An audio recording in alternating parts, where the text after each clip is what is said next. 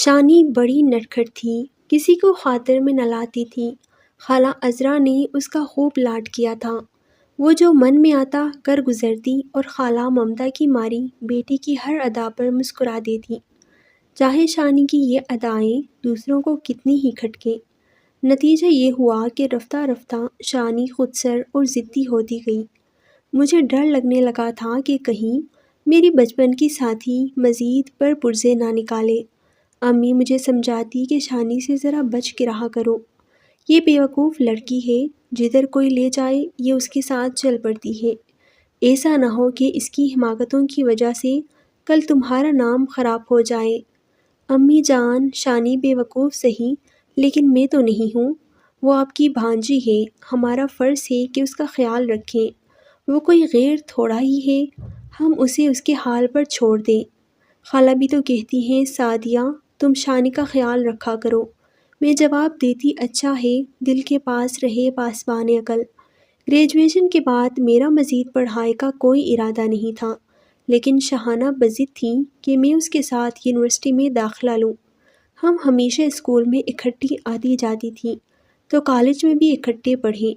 خالہ نے امی سے منت کی کہ سعدیہ کو داخل کرا دیں، فیس وغیرہ میں دے دوں گی، میری بیٹی بھولی ہے، اسے اکیلے نہیں جانے دے سکتی۔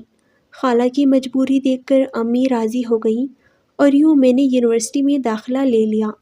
شانی کے ابو کی وفات کو 5 برس گزر چکے تھے اور ماں کی وجہ سے بھائی اسے کچھ نہیں کہتے تھے۔ اس آزادی کے سبب وہ فیشن کرنے لگی، جبکہ امی مجھے سادہ رہنے کی تلقین کرتی تھیں، کہتی تھی کہ گھر میں بھی سادہ لباس پہنو اور کالج جاؤ تو بالوں کو سمیٹ کر۔ اسی لیے میں کالج جاتی تو چوٹی کس کر بناتی، جبکہ شاہانہ نے اپنے بال نئے فیشن کے مطابق کٹوا لیے تھے اور دوپٹہ بھی نہیں لیتی تھی۔ یونیورسٹی میں تو ہم لڑکوں کے ساتھ پڑھتے تھے۔ میں نہیں کہتی فیشن کرنا بری بات ہے، لیکن امی اجازت نہیں دیتی تھی۔ شانی دوپٹے کی پٹی بنا کر گلے میں ڈالتی اور امی مجھے چادر اڑا کر بیچتی تو وہ ہنستی اور کہتی سعدیہ تم تو بالکل ماسی لگتی ہو، معلوم ہے لڑکیاں تمہارا مذاق اڑاتی ہیں، تم زمانے کے ساتھ نہیں چل سکتی۔ میں جواب دیتی کہ اچھا بھئی میں ماسی اور تم بیگم صاحبہ، لیکن کیا کروں، امی کو ناراض نہیں کر سکتی۔ ہم 4 بہنیں تھیں جبکہ شانی 4 بھائیوں کی اکلوتی بہن تھی، سب نے اس کے ناز اٹھانے تھے۔ شانی میں یہ خوبی تھی کہ وہ اپنے پڑھائی پر توجہ دیتی تھی، پوزیشن نہ لیتی لیکن کسی سے پیچھے بھی نہیں رہتی تھی۔ اس کی زندگی میں کوئی غم نہ تھا سوائے اس خلش کے کہ اسے اپنے باپ کی شفقت کی کمی محسوس ہوتی تھی۔ اکثر کہتی کہ سعدیہ تم کتنی خوش نصیب ہو کہ تمہیں اپنے باپ کا سایہ نصیب ہے، بھائی جتنا بھی خیال رکھیں وہ باپ کی جگہ تو نہیں لے سکتے۔ یونیورسٹی کا پہلا برس بخیریت گزرا، لیکن دوسرا سال شانی کچھ اور بے باک ہو گئی۔ ایک ہفتے کا دن تھا، موسم سہانا ہو رہا تھا، ہم دونوں کینٹین میں چائے پینے گئے۔ وہاں ایک لڑکا موجود تھا جس نے شانی سے 2 منٹ بات کی، اس کے بعد شانی اس کی راہ تکنے لگی۔ شانی کی نگاہیں اب ہر وقت اسی کو ڈھونڈتی رہتی، جہاں بات کرنے کا موقع ملتا وہ اس کا ذکر چھیڑ دیتی۔ میں سمجھاتی کہ دیکھو شانی ہم یہاں پڑھنے آتے ہیں، ہماری مائیں ہم پر اعتبار کر کے ہمیں یہاں بھیجتی ہیں، ہم بھی صرف اپنی پڑھائی سے غرض رکھنی چاہیے۔ لیکن میری باتوں کا اس پر کوئی اثر نہ ہوتا، وہ ہنسی میں ٹال دیتی یا کہتی کہ تم بہت دقیانوسی ہو، زندگی مزے سے گزارنے کا نام ہے، ہم کوئی بوڑھے تھوڑی ہیں کہ خشک زندگی گزاریں۔ اب یہ معمول بن گیا کہ خالی پیریڈ میں وہ مجھے گھسیٹ کر کینٹین لے جاتی، اس امید پر کہ شاید وہاں اس لڑکے سے ملاقات ہو جائے جو اس کے خیالوں میں بس گیا تھا۔ آخر کار ایک دن اس کی مراد برائی، ہم کینٹین میں بیٹھے چائے پی رہے تھے کہ وہ لڑکا آ گیا، جیسے وہ بھی شانی کا انتظار کر رہا ہو۔ شاہانہ کی آنکھوں میں تو جیسے بہت سے چراغ ایک ساتھ روشن ہو گئے۔ موصوف کی جھلک دیکھ کر اس کی آنکھوں کی چمک دیدنی تھی، چہرہ خوشی سے دمک اٹھا۔ اس کے چہرے پر خوشی کے گلال دیکھ کر لڑکے کو بھی احساس ہو گیا کہ کسی کو اس کا شدت سے انتظار تھا۔ وہ لمحے بھر کی توقف کے بعد ہماری طرف آیا اور نزدیک پڑی خالی کرسی پر بیٹھنے کی اجازت چاہی۔ اس کو اجازت کی کیا ضرورت تھی، یہ تو دلوں کے معاملے تھے، دونوں طرف ہی امید کے دیے جل بجھ رہے تھے۔ تبھی دونوں آپس میں یوں بات کرنے لگے جیسے یہ ان کی پہلی یا دوسری ملاقات نہ ہو، بلکہ دونوں مدتوں سے ایک دوسرے کے شناسا ہو۔ میرا ماتھا اسی دن ڈھنک گیا کہ یہی لڑکا شانی کی بربادی کا سبب بنے گا۔ اس لڑکے کا نام نعمان تھا، بہت پرکشش شکل و صورت اور جگمگاتی شخصیت کا مالک تھا، مطلب یہ کہ ظاہری ٹپ ٹاپ سے A1 لگتا تھا۔ ایسے لڑکے جو اپنے لباس اور بالوں کے اسٹائل سے منفرد ہوں، اپنے پہناوے پر خاص دھیان دیتے ہوں، عموماً لڑکیوں کی توجہ جلدی اپنی طرف مبذول کر لیتے ہیں۔ دلچسپ گفتگو میں تو وہ ید طولا رکھتا تھا، 1 منٹ کی گفتگو میں وہ کسی کا بھی دل موہ لیتا تھا۔ مجھے اندازہ ہو گیا تھا کہ یہ دونوں ضرور ایک دوسرے سے رابطہ رکھنے والے ہیں اور ان کا یہ تعلق آگے تک جائے گا۔ وہی ہوا جیسا میں نے سوچا تھا۔ شانی کلاس سے تھوڑی دیر پہلے نکلنے لگی، مجھ سے کہتی کہ میری طبیعت خراب ہے، آخری پیریڈ تک نہیں رک سکتی، گھر جا رہی ہوں۔ اس طرح وہ آخری 1-2 پیریڈ چھوڑ کر جانے لگی۔ میں جان چکی تھی کہ وہ کہاں جاتی ہے اور کیوں۔ ایک دن میں نے شانی سے کہا کہ تم لوگ کب تک یوں ہی چھپ چھپ کر ملتے رہو گے؟ تم نعمان سے کہو کہ وہ اپنے والدین کو لے کر تمہارے گھر آئے اور رشتے کی بات کرے۔ اس نے جب نعمان سے یہ بات کہی تو اس نے جواب دیا کہ تم کیوں فکر کرتی ہو شاہانہ، تم تو میری زندگی ہو، میں شادی کروں گا تو صرف تم ہی سے، کسی اور سے کبھی نہیں۔ اس بات پر ہی شانی خوش ہو گئی کہ اسے اس کا آئیڈیل مل گیا تھا۔ میری بات کب سننے والی تھی؟ میں اسے متعدد بار سمجھا چکی تھی، لیکن اب میں نے اسے سمجھانا ابس جانا کیا کرتی۔ جانتی تھی کہ وہ جس راستے پر جا رہی ہے اب پلٹے گی نہیں، جب تک کہ خود سے ٹھوکر نہ کھا لے۔ میں نے اسے اسی ٹھوکر سے بچانا چاہتی تھی۔ کچھ دن یوں ہی گزر گئے، دل کو اس کی فکر تو تھی ہی، آخر میری خالہ زاد تھیں اور ہم بچپن کے دوست تھے۔ ایک دن پھر میں نے اس کی کلاس لی، پوچھا کہ تم نعمان سے ملنے سے باز نہیں آ رہی ہو؟ اگر گھر والوں کو پتہ چل گیا تو سوچا ہے تم نے اس بارے میں؟ تمہارے 4 بڑے بھائی ہیں اور باپ کے نہ ہونے کی وجہ سے تم انہی کے محتاج ہو۔ ابھی تو وہ تم سے محبت کرتے ہیں، لیکن اگر تمہاری لاپرواہی کی وجہ سے ان کی محبت ختم ہو گئی تو تمہارے لیے گھر میں کوئی جگہ باقی نہیں رہے گی۔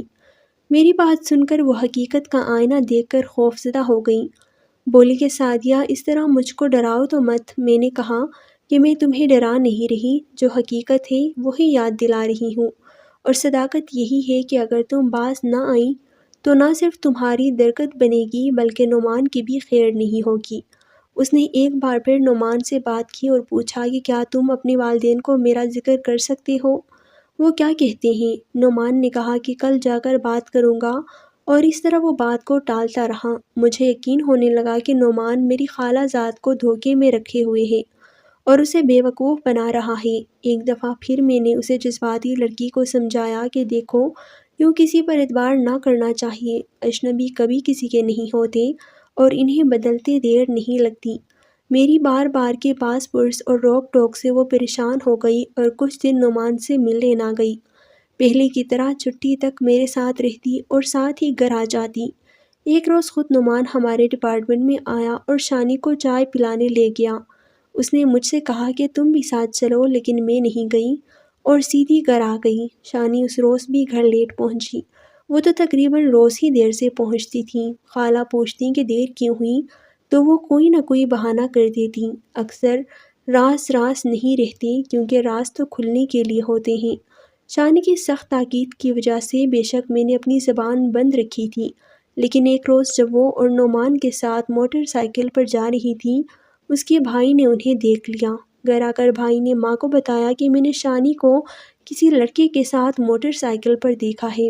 اس طرح دوسرے بھائیوں کو بھی اس معاملے کی خبر ہو گئی۔ بس پھر کیا تھا، سبھی غصے میں تھے۔ جب شانی گھر پہنچی تو وہ سب اس کا انتظار کر رہے تھے۔ اسے آڑے ہاتھوں لے لیا گیا اور بڑے بھائی نے تو اسے مارا بھی۔ اس کا یونیورسٹی جانا بند کر دیا گیا۔ کئی دنوں تک جب وہ یونیورسٹی نہ آئی تو میں اس کے گھر گئی۔ ان کا مکان ہمارے گھر سے چند قدم کے فاصلے پر ہی تھا۔ وہ مجھ سے خفا تھی، بھلا مجھ سے خفا ہونے کا کیا جواز تھا، جبکہ جو کچھ ہوا اس کے ذمہ دار وہ خود تھیں، جس کی سزا وہ بھگت رہی تھیں۔ میں نے تو اس کا راز خالہ پر بھی اس لیے ظاہر نہیں کیا تھا کہ کہیں وہ اسے تعلیم سے نہ ہٹا دے۔ میں تو اسے مسلسل سمجھاتی اور روکتی رہی تھی۔ وہ تھوڑی دیر چپ بیٹھی، مجھے ڈبڈباتی آنکھوں سے گھورتی رہی اور پھر پھوٹ پھوٹ کر رونے لگی۔ اب اپنے کیے کی سزا بھگت رہی ہوں، اس نے کہا۔ میں نے جواب دیا، پہلے دن سے تمہیں سمجھا رہی تھی مگر تم میری بات مان کر نہ دیتی تھی، اسی دن سے روک رہی تھی میں نے تمہیں کچھ دیر۔ وہ روتی رہی، پھر بولی، سعدیہ پلیز میری اتنی مدد کرو کہ نعمان کو ساری بات بتا دو، کیونکہ میرا تو اب گھر سے نکلنا بند کر دیا گیا ہے۔ سچ یہ تھا کہ شانی کو اس کے بھائیوں نے سخت پابندیوں میں جکڑ دیا تھا، اب وہ بالکل گھر سے باہر نہ نکل سکتی تھی، یہاں تک کہ ہمارے گھر آنے کی بھی اجازت نہیں تھی۔ ان حالات کی تاب نہ لا کر وہ بیمار پڑ گئی، کیونکہ بھائیوں کا رویہ اس کے ساتھ اچھا نہ رہا، اور ماں بھی ہر وقت اسے طعنے دیتی تھی کہ میرے پیار کا یہی صلہ دیا کہ ہماری ناک کٹوائی۔ مایوسی نے اس کی رگوں میں اندھیرا بھر دیا، اسے ہر وقت بخار رہنے لگا، گھر والوں کی نظروں سے گر جانے کا احساس اسے اندر سے کھا رہا تھا۔ 1 ماہ تک اس کا بخار نارمل نہ ہوا تو ماں کو تشویش ہوئی اور وہ اسے ڈاکٹر کے پاس لے گئی۔ ڈاکٹر اس کے بخار کی اصل وجہ نہ جان سکا، مختلف دوائیاں دیتا رہا مگر بخار نہ اترا تو انجیکشن دیے گئے۔ مرض کچھ اور تھا اور دوا کچھ اور دی جا رہی تھی۔ وہ بہت کمزور ہو گئی، پہلے تھوڑا بہت کھا لیتی تھی مگر اب کھانا پینا بھی بند کر دیا۔ وہ مزید کمزور اور زرد پڑ گئی۔ آخرکار حکیم کے پاس لے جایا گیا، جس نے بتایا کہ اسے یرقان ہے اور اس کا جگر متاثر ہو چکا ہے۔ حکیم کی دوا سے بھی کوئی خاص افاقہ نہ ہوا تو اسے اسپتال لے جایا گیا، جہاں اسے داخل کر لیا گیا۔ جب مجھے پتہ چلا کہ شانی اسپتال میں داخل ہے تو میرا دل اداس ہو گیا۔ عیادت کے لیے گئی تو مجھے دیکھ کر اس کی آنکھوں سے آنسو بہنے لگے۔ سعدیہ، نعمان کو ڈھونڈ کر میری حالت کے بارے میں ضرور بتا دینا۔ میں اب اس سے مل تو نہیں سکتی مگر کم از کم اسے میرا حال بتا دو۔ تم ہی میرا آخری سہارا ہو۔ میں نے وعدہ کیا کہ میں ضرور بتاؤں گی۔ میں نے نعمان کو ڈھونڈنے کی بہت کوشش کی، اس کی کلاس ہمارے کلاس سے کافی دور تھی مگر وہ مجھے کہیں نہ ملا۔ جب میں نے یہ بات شانی کو بتائی تو وہ بہت روئی۔ میں نے اسے تسلی دی کہ تم صحت یاب ہونے کی دعا کرو، ایک دن اسے تمہارے پاس لے آؤں گی۔ افسوس ہوتا کہ شانی اب وہ شانی نہیں رہی تھی۔ جو لڑکی کبھی زندگی سے بھرپور تھی وہ اب ہڈیوں کا ڈھانچہ بن چکی تھی۔ اسپتال میں ٹیسٹوں کے بعد معلوم ہوا کہ اسے جگر کا کینسر ہے۔ یہ خبر سب کے لیے قیامت سے کم نہ تھی۔ خالہ اب روتی تھی اور کہتی تھی، کاش مجھے پتا ہوتا کہ میری بیٹی اس حال کو پہنچ جائے گی، کبھی اسے تعلیم سے نہ روکتی، خود نعمان سے مل کر بات کر لیتی۔ وہ اب مجھ سے کہنے لگیں کہ اس لڑکے کو ڈھونڈو کیونکہ شانی کے دن کم رہ گئے ہیں۔ وہ چاہتی تھی کہ شانی کی آخری خواہش پوری ہو سکے۔ خالہ نے منت مان لی کہ اگر شانی صحت یاب ہو گئی تو وہ اس کی شادی اس لڑکے سے کریں گے جسے وہ پسند کرتی ہیں، مگر شانی کی حالت روز بروز بگڑتی جا رہی تھی۔ میں نے نعمان کو ڈھونڈنے کی بہت کوشش کی لیکن وہ نظر نہ آیا، شاید اس نے یونیورسٹی چھوڑ دی تھی۔ ایک دن یہ عقدہ بھی حل ہو گیا۔ چھٹی کے بعد گھر لوٹ رہی تھی کہ راستے میں وہ مجھے مل گیا، لیکن وہ اکیلا نہیں تھا، اس کے ساتھ ایک لڑکی بھی تھی۔ نعمان کے اچانک نظر آ جانے سے اتنی خوشی ہوئی کہ کار میں اس کے برابر برات جمع ہم سفر لڑکی کی موجودگی کا بھی احساس نہ رہا۔ میں نے اس کو ہاتھ کے اشارے سے روکا اور دوڑ کر اس کے کار کے پاس گئی۔ شانی کی حالت کے بارے میں بتایا تو اس نے کہا کہ کون؟ میں تو کسی شانی کو نہیں جانتا۔ ایسا اس نے یقیناً اس لڑکی کی وجہ سے کہا تھا کیونکہ وہ اس کے سامنے شانی کا ذکر نہیں کرنا چاہتا تھا۔ پھر وہ بولا، آپ کو ضرور غلط فہمی ہوئی ہے، میں تو آپ کو بھی نہیں جانتا۔ یہ الفاظ سن کر میرا سر چکرانے لگا اور اس نے کار آگے بڑھا دی۔ اس کے بعد مجھے نہیں پتا کہ گھر کیسے پہنچی، اسپتال گئی اور سوچ رہی تھی کہ اب کیا کہوں۔ شانی سوالیہ نظروں سے مجھے تکتی تھی۔ میری خاموشی سے اس نے بھانپ لیا کہ معاملہ سنگین ہے۔ وہ کہنے لگی، سعدیہ جانتی ہوں تم حقیقت مجھ سے چھپانے کی سوچ و بچار میں ہو، کہہ دو، تم تو ہمیشہ مجھے حقیقت کا آئینہ دکھاتی رہی ہو، تو اب یہ سوچ و بچار کیسی؟ مجھ میں حوصلہ ہے، سہ لوں گی، مگر تم سچ کہنا، جھوٹ مت کہنا۔ اب میں سچ نہیں چھپا سکی اور شانی کے بارے میں بتایا کہ مجھے نعمان ملا تھا لیکن اس نے مجھے اور تمہیں پہچاننے سے انکار کر دیا۔ شانی کے چہرے پر مایوسی کے بادل چھا گئی۔ میں اتنی شفاق تو نہیں تھی لیکن سچ اس کے لیے بتا دیا تاکہ وہ خواہ مخواہ جھوٹی کی امیدیں نہ باندھے۔ کیونکہ جھوٹی امید بھی انسان کو اذیت دیتی رہتی ہے۔ انتظار بہت بری چیز ہے۔ جب انسان کی امید ٹوٹ جاتی ہے تو دکھ ہوتا ہے، لیکن وہ آخر کار حقیقت کو تسلیم کر لیتا ہے۔ کسی کے انتظار میں آنکھیں دروازے پر لگی ہو تو انسان سکون سے مر بھی نہیں سکتا۔ جان کنی کی اذیت میں بھی آنے والے کے انتظار میں آنکھیں کھلی رہتی ہیں۔ آج شانی اس دنیا میں نہیں ہے۔ مجھے احساس ہو چکا ہے کہ کسی راہ چلتے پر اندھا اعتماد کرنے کا کیا نتیجہ نکلتا ہے۔ نعمان بھی انہی راہ چلتے لڑکوں میں سے ایک تھا، جو مل کر بھی نہیں ملتے۔ وہ دھوکہ دیتے ہیں۔ جب بھی اس کا خوبصورت عکس ماضی کے پردے پر ابھرتا ہے، دل سے آہ کے ساتھ بد دعا نکلتی ہے۔ حالانکہ بد دعا دینا اچھی بات نہیں، مگر شانی کی تصویر، اس کی زندگی کے آخری ایام کی تکلیف مجھے زہر کی طرح تکلیف دیتی ہے۔ اس معصوم کا دکھ کیسے بھلا دوں جسے بے وفا نعمان نے برباد کر دیا۔ جھوٹے خواب دکھائے، پھر خبر نہ لی اور مزے سے ایک اور لڑکی سے شادی کر لی۔ وہ بے آس ہو کر موت کے منہ میں چلی گئی۔ مگر یہ بھی سچ ہے کہ اس کو نعمان کے ساتھ موٹر بائیک پر جاتے دیکھ کر اپنوں نے بہت برا سلوک کیا تھا۔